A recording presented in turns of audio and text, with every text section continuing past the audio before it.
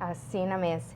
E Earn Your Future tá um projeto novo para as the clusters. Este programa aqui da Water apresentado para PricewaterhouseCoopers, que de forma aqui quer aportar na comunidade de Aruba, muito especialmente para o jovem de Aruba.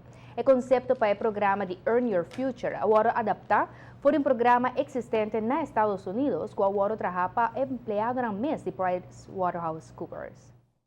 Nós pensamos que é uma boa ideia, algo que nós temos para nós fazer que nós muito na escola. No quadro é nós acercar toda a escola na Aruba, para o que está interessado no projeto aqui.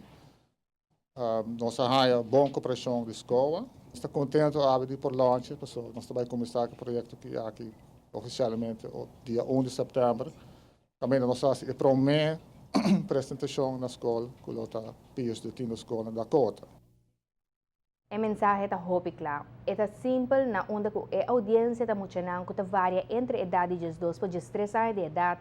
Prometo iniciar o projeto aqui a uma investigação conjuntamente com a escola, arriba algumas escolas na Pahanha com botar acerca muito aqui e que idioma e que exemplo botar usa para explicar muito de idade aqui a importância de dispar placa.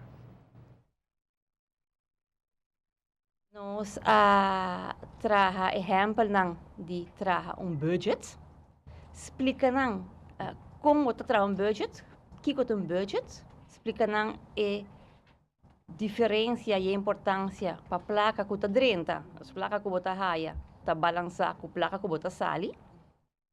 Explica muito door que laga mes train, hasi opdracht, hasi som, traha de grupo. Kiko, muito dias 12 anos tem como entrada, algum tem geld, algum tem exemplo sobre anos, outro exemplo sobre um bom rapport. E Kiko panang tá importante e necessário para ter como, não sei como holandês, uitgaven. Na Kiko bota vai gastar assim. Então explica não, Kiko tá importante, coisa necessária, coisa com gana de raia e coisa para qual botin com um esforço de spar período um tiki largo.